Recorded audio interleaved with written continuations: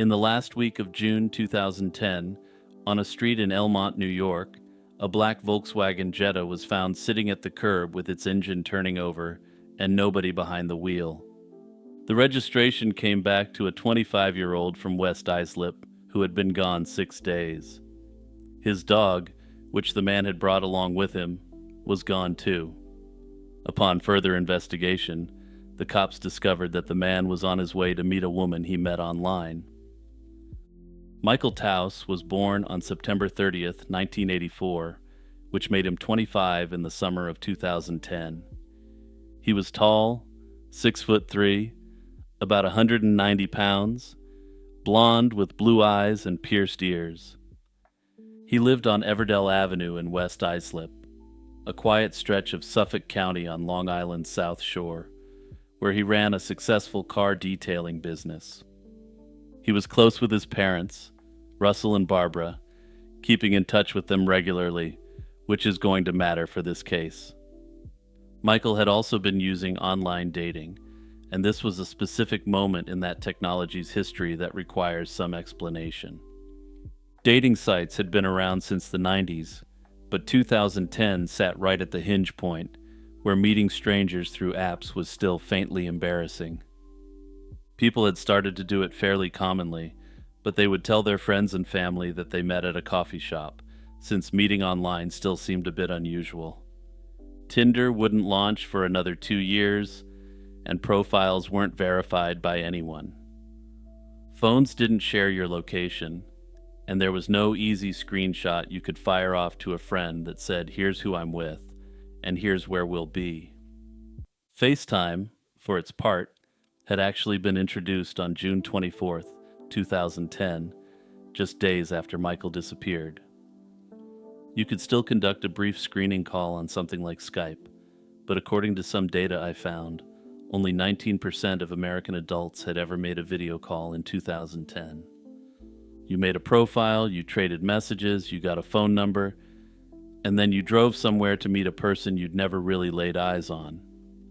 Michael told his father he had a date, and Russell later described his son as seeming happy about it. He said he'd warned him to be careful, since, in the words of his dad, he'd met the woman on the computer.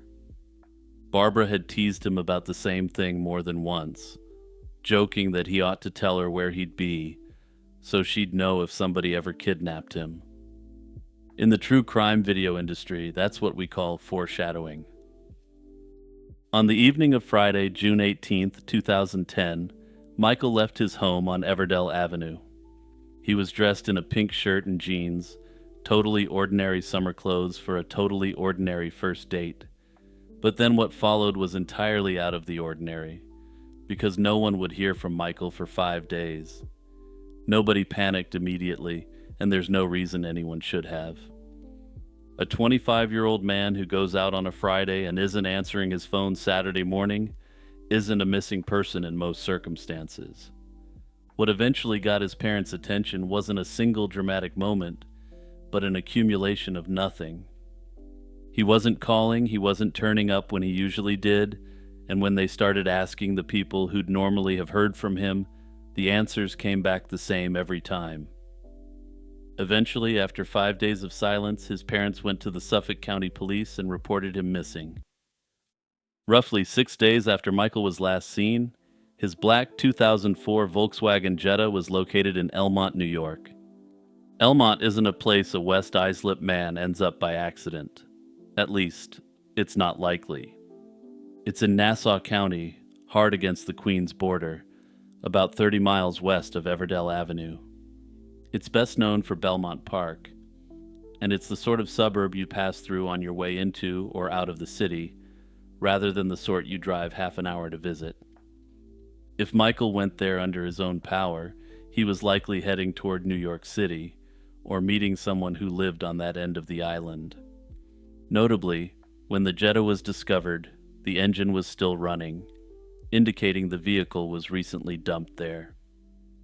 Investigators went over the car and found nothing directly useful in terms of the investigation. A detective with the Suffolk County Police told reporters at the time that there was nothing about the vehicle to suggest it had been part of a violent scene. There was no blood in it, and nothing broken, or even out of place in any meaningful way. It was just a car, sitting where it had no business sitting, with the engine on. So I did a little bit of arithmetic and additional research here, and I found that a 2004 Jetta carries a fuel tank of roughly 14.5 gallons.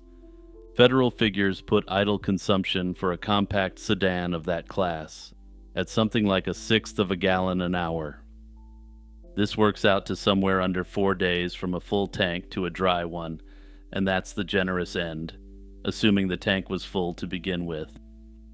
Michael, for his part, had been gone 6 by the time the Jetta was discovered, so the car wasn't idling continuously since the night of the 18th.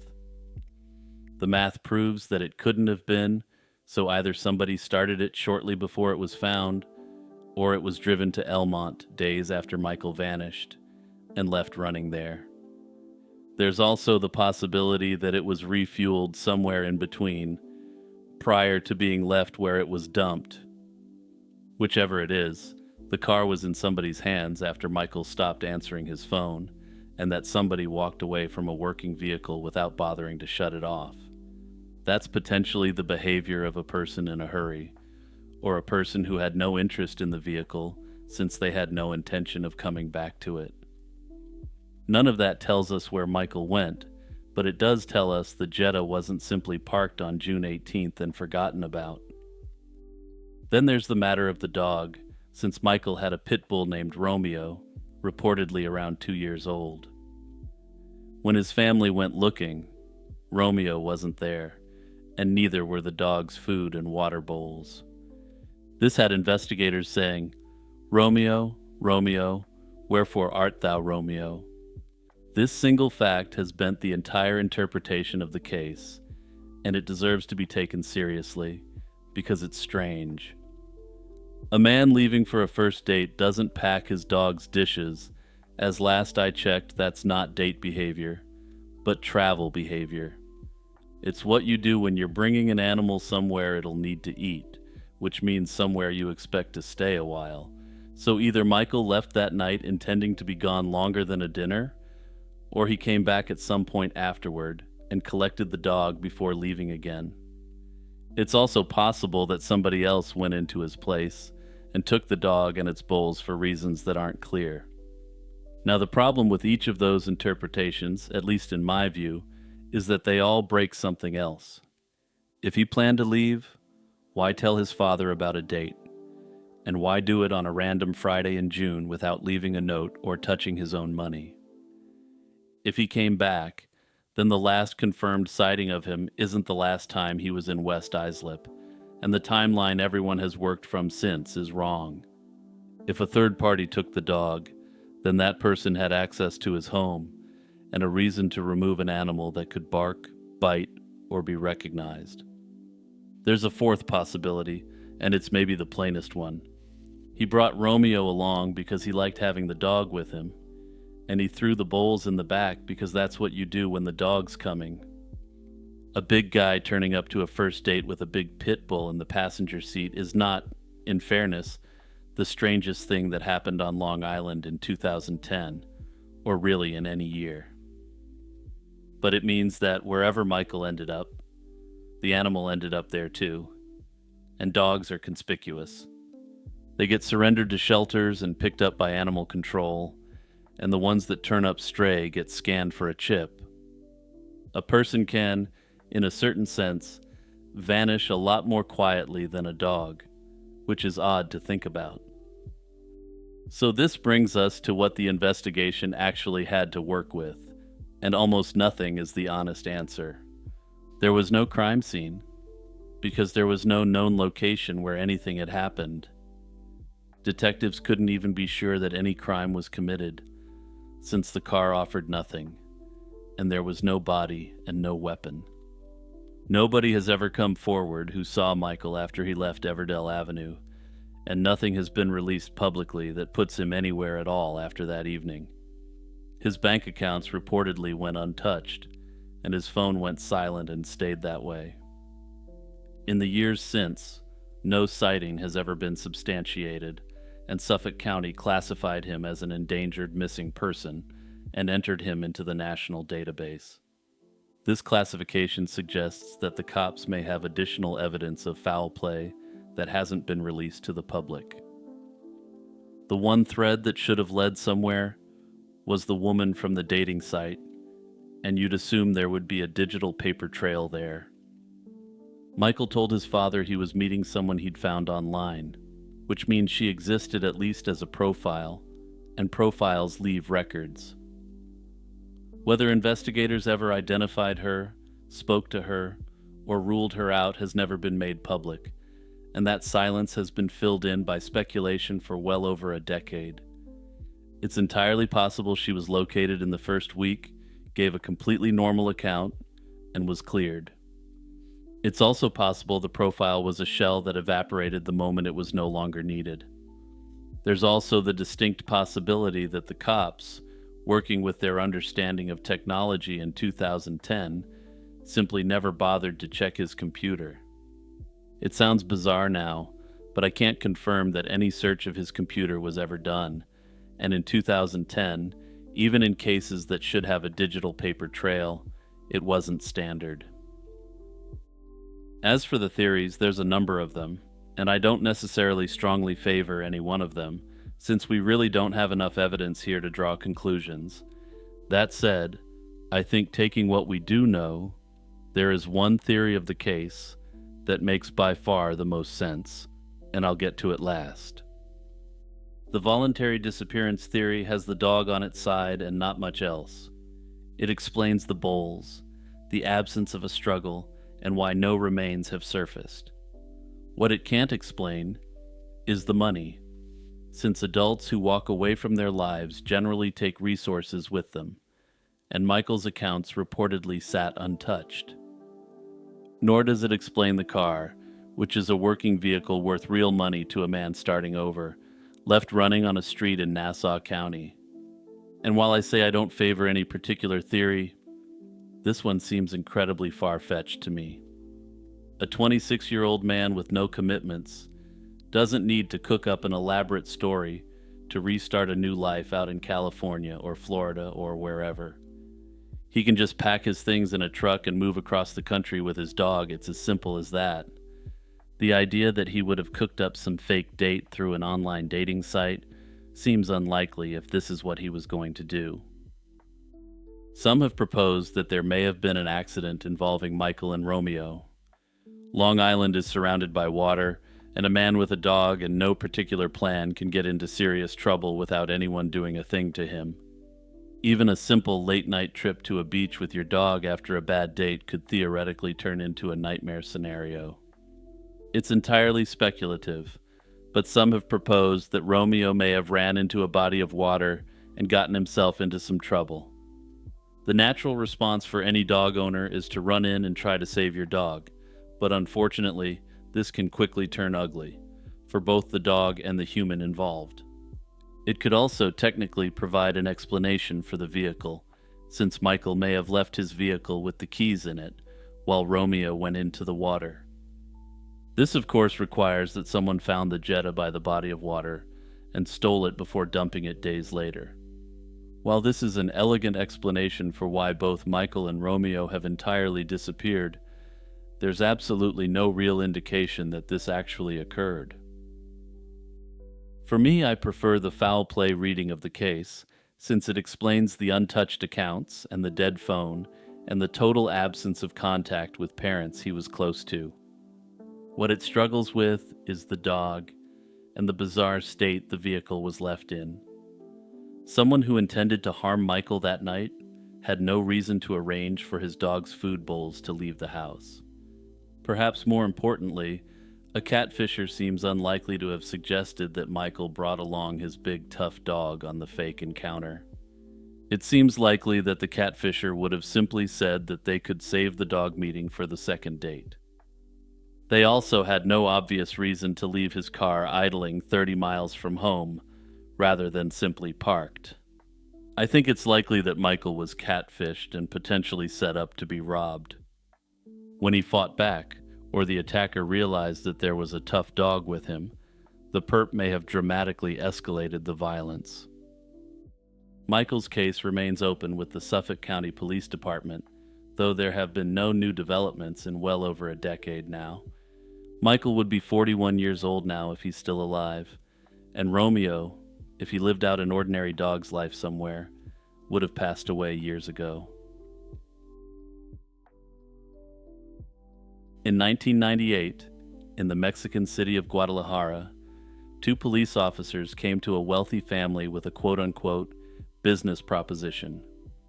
For $5,000, as the family's most famous member later described it, they'd provide a room, the men who'd taken the family's patriarch tied to a chair, and a sturdy pipe. For $10,000, there was a tidier package. The kidnappers would have an unfortunate accident while they, quote, resisted arrest. The family said no to both offers, and the son who helped make that call was the famous Hollywood filmmaker Guillermo del Toro. The man who was kidnapped was none other than his own father. To understand what was taken that year, we have to understand what Federico del Toro had built, and the absolutely unusual way he built it. He was born in Ciudad Guzman, a modest city about 70 miles south of Guadalajara, and spent his youth racing motorcycles well enough to win trophies. He settled in Guadalajara, married a woman named Guadalupe Gomez Camberos, and started a family. Their son Guillermo arrived on October 9, 1964, and for the most part, they lived a solidly upper-middle-class existence. Then, in 1969, Federico won the Mexican National Lottery, and Guillermo later put the windfall at roughly $6 million American. Despite the massive winnings, Federico decided to use the money not to retire, but to build one of Guadalajara's most successful car dealership operations. The family moved up in the world almost overnight, into a big house that Guillermo has compared to an enchanted castle. It was stocked with encyclopedias, art books, and eventually the young Guillermo's growing collection of monsters. Federico never really understood his son's unusual obsessions, but he backed him anyway, like supportive dads tend to do. When Guillermo made Kronos, his 1993 debut about an antiques dealer who stumbles onto a device offering a hideous kind of immortality, Federico helped fund it. Kronos won a major prize at Cannes and launched an international career. It also cemented a friendship with James Cameron, whom Del Toro had met in the early 90s and who'd become one of his closest allies in Hollywood. And keep Cameron in mind because he's about to matter for the true crime portion of this narrative. By the late 90s, Federico was exactly what he'd spent 30 years becoming, a fixture of Guadalajara's business community, prosperous and settled in his routines. In the Mexico of that moment, though, a rich man with a recognizable name and predictable habits was effectively wearing a giant target on his back. The peso collapsed in December 1994, and the crisis that followed hollowed out the Mexican economy.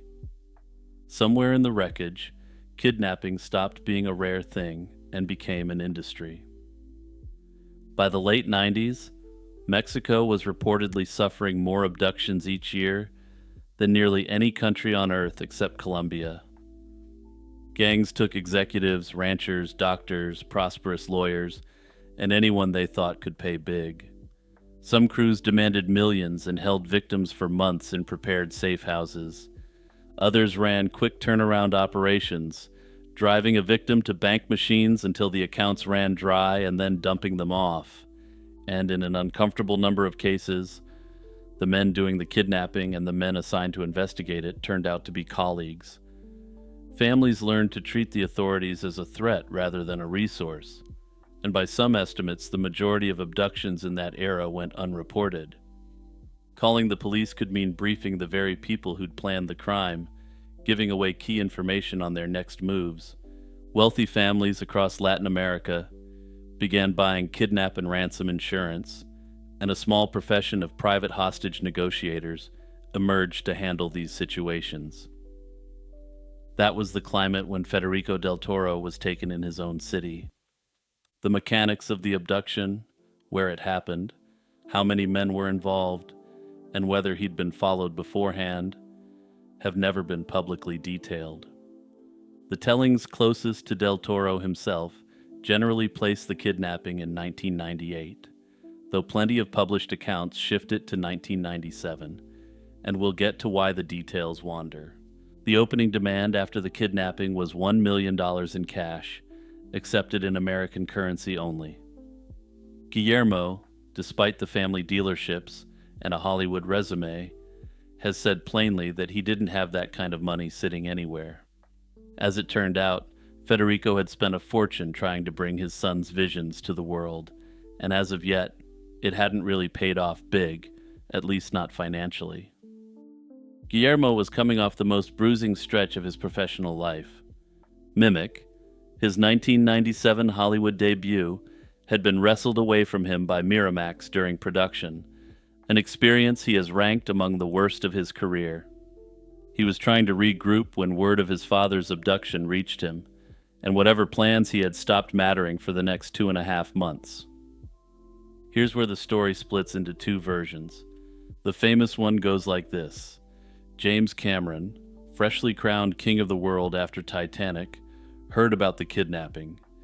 He marched his friend to a bank and handed over $1 million in cash to pay the ransom. That version has appeared in dozens of outlets over the years, and it's easy to see why it stuck since it's so cinematic.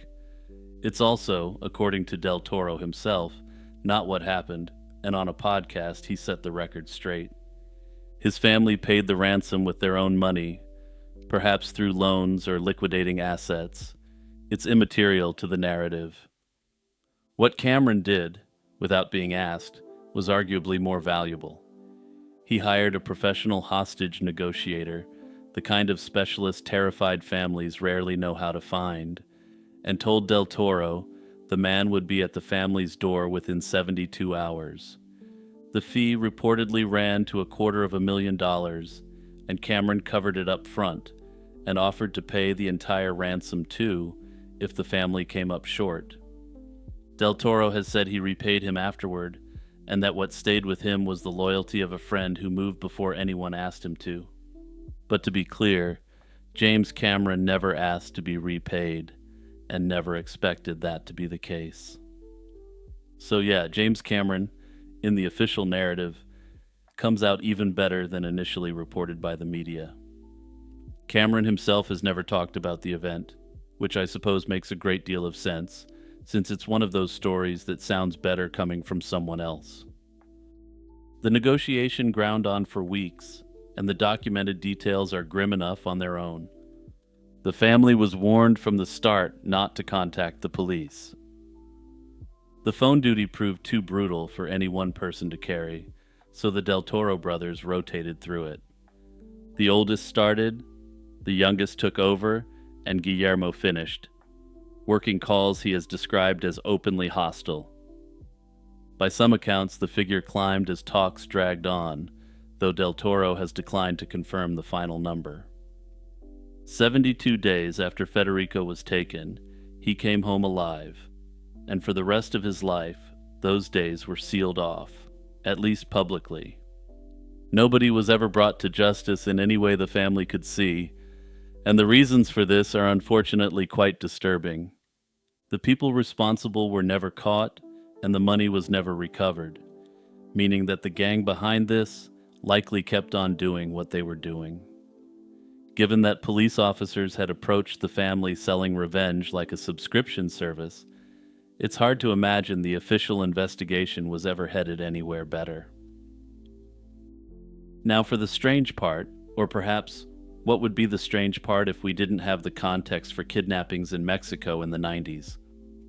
Almost everything we know comes from Guillermo del Toro telling the story himself, in pieces, across more than 2 decades. That makes the retellings themselves worth examining, because according to some media reports, they don't quite add up. In a 2011 magazine interview, he described living in involuntary exile, saying something reminded him of that status every week. By the mid-2000s, profiles of his friendship with Cameron were carrying the bank and cash ransom legend, which hardened into accepted fact through sheer repetition. Then, on November 14th, 2015, Del Toro posted the fullest account he's ever given, compressed into 8 tweets. That thread is where the 2 police officers and their price list appear, along with the family's refusal, and one more scene that's hard to shake. Months after the release, at a dinner gathering of families who'd survived kidnappings, a commotion rippled through the far end of the table.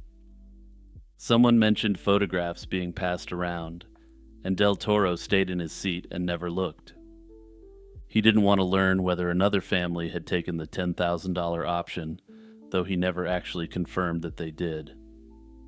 At Cannes in May 2022, he told an audience he would have gladly spent his whole life in Mexico, and that his father's kidnapping ended that possibility.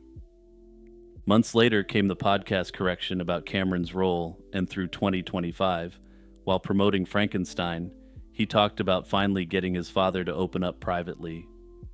Of course, he never actually discussed those details with anyone, presumably out of a respect for his father's wishes. Notably, some versions of the account have it happening in 1997, and others have it happening in 1998. While some news articles try to treat this as some sort of discrepancy, this fails to account for Federico being held for exactly 1/5 of a year. This could easily mean that Federico was kidnapped in 97, and the ordeal ran into 98. Other apparent discrepancies could come from the fact that the incident was kept under wraps for a long period. You generally don't want to publicize that your family is paying out 7-figure ransoms, while the threat of kidnapping is still real. Such open statements could also potentially jeopardize coverage on kidnap and ransom insurance. The family, for their part, didn't wait to find out whether the kidnappers would come back for a second round. Once Federico was free, the Del Toros got out of Mexico almost as one, though Federico himself reportedly refused to stay away for good. Reports say that Guadalajara is where he lived out his final years, having returned deep into his 80s. Guillermo, who'd already been splitting time with Hollywood, made his own move permanent, and the word he's used for it ever since is exile, the involuntary kind. He wanted Mexico, and the Mexico of 1998 wouldn't let him keep both his family and his home, and in the years since, not too much has changed. You can debate how much of what came afterward was shaped by those 72 days, and Del Toro resists drawing straight lines. However, some claim that this experience of his father's kidnapping has influenced all of his films that came after. While I'm not above doing movie analysis on this true crime channel, I'm no expert of Guillermo del Toro's filmography by any means. I've seen Pan's Labyrinth and Pacific Rim, but I don't think I've seen any of his other films, and if I have, I don't remember any details. As for the crime itself, I struggle to call this a cold case, because there's no case whatsoever, since this wasn't a time when a family could simply go to the police. I also struggle to call it a mystery, in the true sense, because the cops almost certainly knew who had done it. That's why they approached the family to quote-unquote solve the problem for either $5,000 or $10,000. However, as far as the family ever learned, the kidnappers were never identified, and the money never surfaced. Hey everyone, it's Jimmy with my usual quick reminder to ring the notification bell and turn on all notifications. Also, don't forget to check out the Patreon or the membership if you enjoy my content and want to support my channel even further.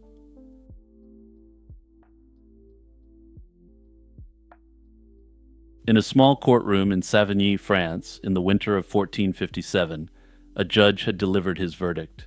A sow, the primary defendant, was condemned for the slaying of a 5-year-old boy. Her 6 piglets, her co-accused, were acquitted, and justice, of a sort, had been served. But the story wasn't finished. In the quiet that followed the sentence, the piglet's owner, a farmer named Jahan Bailey, stood before the court. The judge had restored the 6 young animals to him, but on one condition, that he give bail for their future good behavior, which Bailey refused. He formally renounced his ownership of the piglets, declaring that he couldn't be held accountable for any future crimes they might commit. The legally innocent but socially tainted animals were declared vacant property and forfeited to a local noblewoman who was willing to ensure they would behave. This strange, unsettling epilogue is perhaps the most revealing moment in the entire affair. It forces us to look past the immediate absurdity of a pig on trial and ask a deeper set of questions. Why would a farmer reject his own valuable property, and what crime could be so profound that it stained not only the perpetrator, but also her young, legally exonerated offspring? The answer lies at the heart of the medieval worldview. This was a world struggling to impose a human system of justice and order onto a universe that often seemed random, brutal, and terrifyingly chaotic. The trial of the Savigny sow was not an act of collective madness, but a desperate, highly ritualized attempt to make sense of a senseless tragedy. In December 1457, a sow and her 6 piglets brutally attacked a 5-year-old boy, and despite the best efforts of the townspeople, he perished, and the porkers were taken into custody. In the context of a 15th century French village, this was a horrifying but not entirely unthinkable event. Unlike today, medieval pigs often roamed freely through the streets. They were a source of food and wealth, but their size and proximity to humans, particularly unattended children, also made them a potential danger. What followed, however, was not a simple act of vengeance. The community didn't immediately slaughter the offending animals, but instead, they turned to the law. The sow, her 6 piglets, and their owner, Jahan Bailey, were formally arrested and taken to jail to await trial. A month later, they were brought before a local judge in a proceeding that had all the hallmarks of a human criminal case. The court records note the presence of 3 lawyers, 2 for the prosecution, and remarkably, 1 who appears to have been appointed for the defense of the pigs. 9 witnesses were called to give evidence about what happened. The witnesses established that the sow was the clear aggressor and the so-called ringleader in the attack. The role of her piglets was far more ambiguous. While they were found covered in blood, no one had actually seen them take any direct hostile actions. They were heard squealing, though no one could interpret what these noises actually meant, and if they were an attempt to egg on the assault or stop the attack. This detail became the crux of the case, and after consulting with experts in local customary law, the judge delivered a split verdict that would be unthinkable today. The sow was found guilty and sentenced to be hanged from a gallows tree by her hind legs, a customary form of execution for such crimes in the region of Burgundy. Her piglets, however, were acquitted, and the reasoning given sounds surprisingly modern. The court cited their youth, the corrupting influence of their poorly behaved convict mother, and the lack of direct evidence as mitigating factors. They also acknowledged that the noises made by the piglets could have been an expression of sympathy for the human boy. This nuanced verdict reveals the trial's true purpose. Had the goal been simple retribution, all 7 pigs would have been given the bacon penalty. Rather, the trial was using the sophisticated intellectual tools of jurisprudence to parse degrees of culpability exactly the same way it would be done for humans. Further, it applied concepts of diminished responsibility, youth, and parental influence to non-human actors. The court wasn't just butchering a pig, it was constructing an elaborate narrative of justice. The Savigny case was a surreal episode, but it was far from unique. For centuries, from roughly the 13th to the 18th century, Animal trials were a remarkably common feature of European justice. These proceedings, however, were not monolithic. They operated within a structured system, divided between two distinct legal realms, the secular and the ecclesiastical. Secular courts, like the one in Savigny, held jurisdiction over individual domesticated animals, pigs, bulls, horses, and donkeys. These creatures lived alongside humans and were seen as members of the community, subject to its laws. Ecclesiastical courts, on the other hand, dealt with a different class of offender. Their defendants weren't individuals, but entire collective groups of pests and vermin, rats, locusts, weevils, caterpillars, and flies. Their crime wasn't against a person, but against the community's livelihood, typically the destruction of crops or the intentional spreading of disease. Seen as creatures outside the human domain and subject only to God's law, their punishment was spiritual rather than physical. After a formal trial, they could be cursed or solemnly banished from the district. The records of these trials are filled with astonishing cases. In 1522, a brilliant French lawyer by the name of Bartholomew Chassenet made his name defending a group of rats accused of destroying the barley crop of a region. When his clients failed to appear in court, he successfully argued that a single summons was invalid, given his clients were an entire class of animals in a region. When a second summons was issued from every pulpit, and the rats still failed to appear, Chassenet made his masterstroke. He argued that his clients couldn't be compelled to attend, as the journey was fraught with peril due to the presence of cats in the region. Since the court was unable or unwilling to remove all cats from the region and guarantee his client's safe passage, the case was dismissed. While the official records don't recount how Bartholomew Chassenet was paid for his work, I personally like to assume he had a lifetime supply of cheese morsels. In a more bizarre and sinister case in 1750, a female donkey was accused of quote-unquote unnatural behavior with a human male. But the townspeople, including the parish priest, came to her defense, signing a certificate attesting to her virtuous character and gentle nature.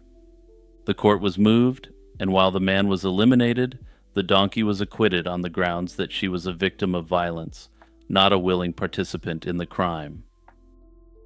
But let's get back to the medieval pig trial for a second. To the modern mind, we necessarily have to question why a medieval society would go through the trouble of giving a pig its day in court before hanging it. The answer isn't simple. It lies in a confluence of theological, philosophical, and social anxieties that shaped the medieval world. No single explanation suffices, but together they reveal a society desperate to find meaning in a world that often provided none. The most foundational explanation is theological: the need to restore a divinely ordained cosmic order. Medieval society was built upon the concept of the great chain of being, a rigid hierarchy descending from God down through angels, humanity, animals, and plants. In this worldview, a pig acting out aggressively to a human wasn't just a tragedy. It was a complete metaphysical crisis and a violent subversion of God's plan. The trial was a public ritual designed to symbolically reassert the proper order, to demonstrate human dominion over the animal kingdom and restore the universe to its rightful balance.